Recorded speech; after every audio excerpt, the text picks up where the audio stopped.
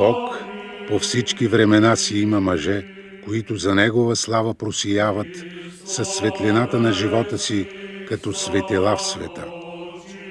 Именно такива мъже просветиха българската страна, като просияха с учения и чудеса пред Бога и народа. Методий и Кирил, като приеха Бога в себе си, поради чистотата на живота си, получиха словото на учителството по гръцки език. Но понеже славянският или българският род не разбираше по гръцки език съчинените писания, те считаха това за най-голяма загуба и основание за неутешима скръб.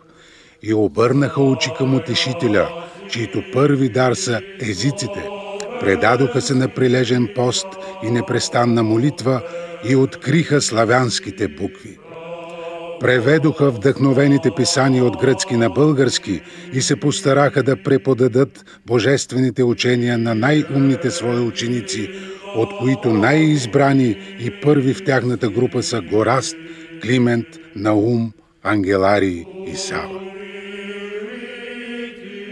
27 юли е ден, в който Българската православна църква почита едни от най-големите ни национални светци, обединени в свещеното число 7.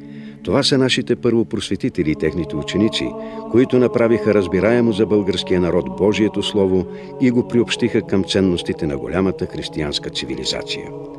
След смъртта на Методий през 885 година немското духовенство започнало гонение срещу учениците и последователите на солунските братя. За да спасят първата славяно-българска азбука, петима от най-близкото им обкръжение се насочили към България. Тук те поставили основите на българската православна култура. Светите Гораст и Сава отишли в тогавашните западни предели на първото ни царство, където проповядвали християнството на майчин език сред тамошните българи. Мощите им сега се пазят в град Берат, днешна Албания.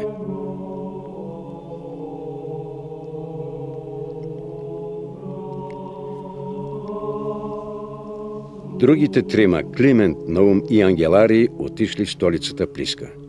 Скоро след пристигането си обаче Ангеларий починал. Свети Климент бил изпратен от княза Покръстител в югозападните български земи в района на Девол и Охрид. Тук ученият мъж създал духовни средища, в които разпространявал Словото Божие сред новопокръстените българи. Денем обучавал младите, а нощем се молял и пишел, превеждал богослужебните книги от гръцки на български и съставил първите проповеди на роден език за най-големите празници. Създадената от него Охридска книжовна школа, смятана за първия български университет, обучила над 3500 ученици. Това били първите книжовници и духовници, които започнали да разпространяват сред народа свещеното Христово Слово.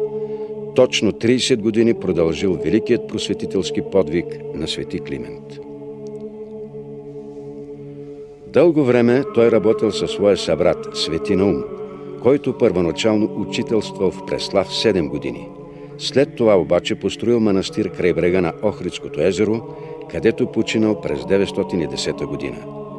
Край гроба му и до сега стават чудеса, а според едно предание всеки вярващ и благочестив човек може да чуе как още бие сърцето на Наум, почитан от векове като жив светец.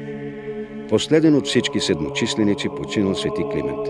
Това станало на 27 юли 916 година. Именно в деня на неговата смърт църквата чества паметта на всички седмочисленици. Общата прослава към тях била въведена в Търново през 1211 година.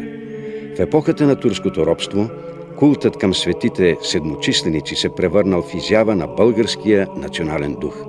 Скоро след освобождението на тях била посветена една от новите софийски черкви, където се пазят частици от мощите на свети Климент и свети Гораст. Църквата свети седмочисленици обаче си остава за София единственият български храм, носещ името на първите просветители на българския народ. Тук всяка година на 27 юли звучат словата, с които от векове българският народ е отправил своята почит към седмочислениците.